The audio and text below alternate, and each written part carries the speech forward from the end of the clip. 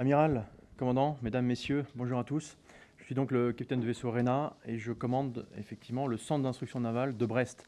Ce centre regroupe 3 établissements, le lycée naval, l'école des Mousses et l'école de Mestrance.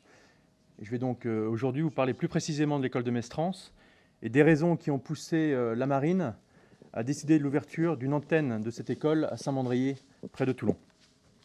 Je laisserai ensuite la parole, donc effectivement, pour un témoignage à une jeune mestrancière fraîchement sortie de son école de spécialité et qui est aujourd'hui affectée sur une frégate multimission. Slide, merci.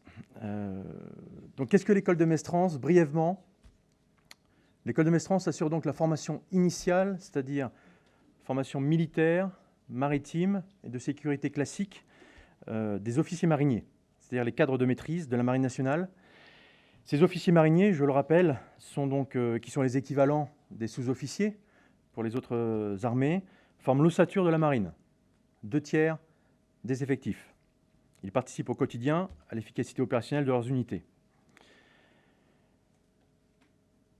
Pour entrer à Mestrance, il faut être âgé de 17 à 30 ans, être titulaire du baccalauréat. Les élèves mestranciers acquièrent à l'école les compétences et le savoir-être indispensables aux fonctions d'encadrement dans leur métier de militaire et de marin. Au rythme de 4 sessions annuelles, l'école accueille actuellement près de 900 élèves. Donc à Mestrance, pour résumer, nous recevons de jeunes civils et en 4 mois, nous les transformons en jeunes marins militaires. Et c'est généralement une étape extrêmement marquante dans leur carrière, comme peuvent le témoigner tous les mestranciers dont je fais partie. À l'issue de cette école, ils rejoignent donc une école de spécialité, de façon donc à acquérir la 3e dimension, après les 2 premières indispensables, comme je l'ai dit, marin et militaire, cette 3e dimension qui est leur dimension de spécialiste.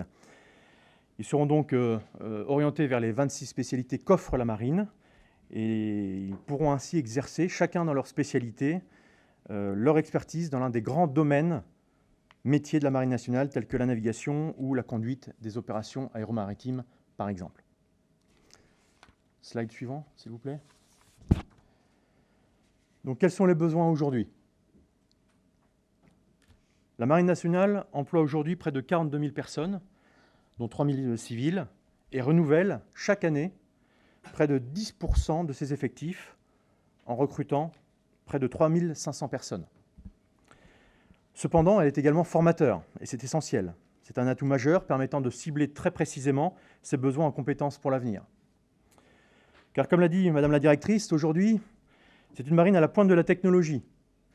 Les bâtiments sont optimisés, fortement optimisés, complexes, et les équipages sont réduits au minimum. Dans ce contexte, la marine a besoin d'officiers mariniers qui soient formés à faire face à ces nouveaux défis. Cela implique également une élévation du niveau de formation, tout en maintenant un haut niveau d'aguerrissement. C'est le but de la formation et des valeurs enseignées à l'école de Mestrance. Si ce besoin est qualitatif, il est aussi quantitatif. Après des années de déflation, les besoins RH sont importants pour faire face au contexte d'instabilité que nous connaissons. Ces volumes importants d'élèves doivent alors être formés sans faire pâtir la qualité de l'enseignement, qu'il soit militaire, maritime ou académique. Actuellement, donc, 900 élèves mestranciers sont formés par an. À terme, 1250 mestranciers le seront, à l'horizon 2023. Ce sont ces besoins en formation pour la marine et pour redonner des marges de manœuvre au CN de Brest qu'une antenne de Mestrance voit le jour à Saint-Mandrier, sous la direction du CN de Brest, de façon à garantir l'unicité de la formation et à garantir également l'identité Mestrance qui est très forte aujourd'hui. Slide suivant. Donc pourquoi ouvrir finalement une seconde antenne? L'ouverture de cette antenne à l'école de Mestrance à Saint-Mandrier, sur le site du pôle École Méditerranée, qui est une des grandes écoles de la marine, permettra de répondre aux besoins d'augmenter le nombre d'officiers mariniers formés chaque année. En effet, ce nouveau site permet d'augmenter le flux de formation attendu, tout en répondant aux problèmes de saturation que l'on connaît actuellement sur le site de Brest, qui accueille déjà près de 1200 élèves par an, avec les différents établissements que j'ai pu vous citer tout à l'heure. Ce sera également le moyen de répondre aux exigences de qualité en termes de formation. En effet, agir sur 2 sites nous permet de former plus sans atteindre à la qualité de l'enseignement.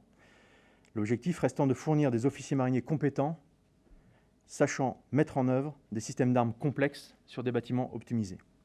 C'est aussi permettre la mise en place d'autres formations stratégiques pour la marine dans les années à venir. Le lycée naval du CN Brest est en ce sens précurseur avec l'expérimentation conduite avec l'éducation nationale, des BTS en mécatronique par exemple, qui se destinent à intégrer l'école de Mestrance par la suite.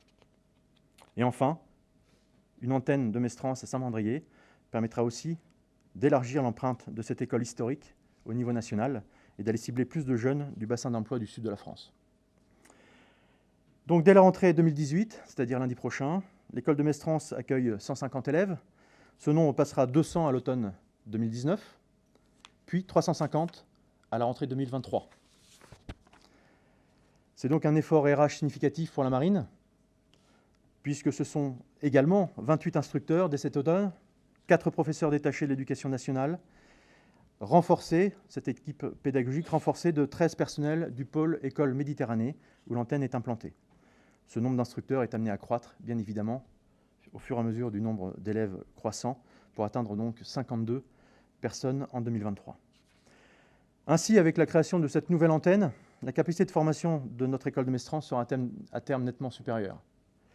Cette école a fait ses preuves depuis plus de 8 décennies. Elle est l'héritière d'un savoir-faire de formation d'excellence.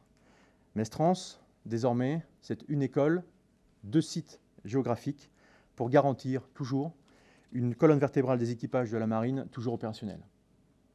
Je vous remercie de votre attention et je laisse maintenant la parole au second maître Anne-Laure.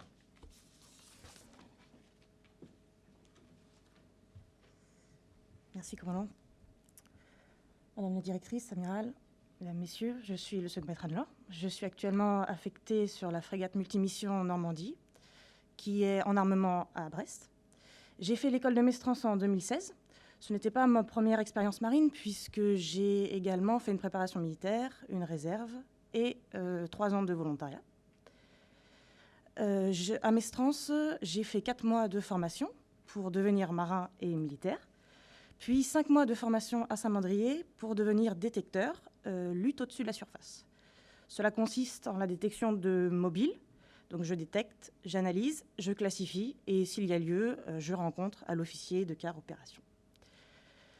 J'ai plusieurs casquettes puisque en plus de ce métier, je suis également pompier lourd et léger, parce qu'il faut savoir que le premier danger sur un bateau, c'est le feu. C'est ce que l'école de Mestrance nous apprend, puisqu'en fait on nous apprend à être pompier, on nous apprend à porter une tenue d'intervention sécurité, et à partir au feu en un certain temps. Il faut savoir que 28 kilos sur le dos avec une lance gréée en moins de 5 minutes, c'est pas si facile. Donc c'est ça que Mestrance nous apporte. Et ça m'a été utile puisque quand je suis arrivée sur mon bateau la première fois au bout de 3 jours, alors que je n'étais censée être qu'en observatrice, mon exercice sécurité a dégénéré, fictivement bien sûr. Et j'ai été réquisitionnée par surprise et je me suis retrouvée donc avec une lance.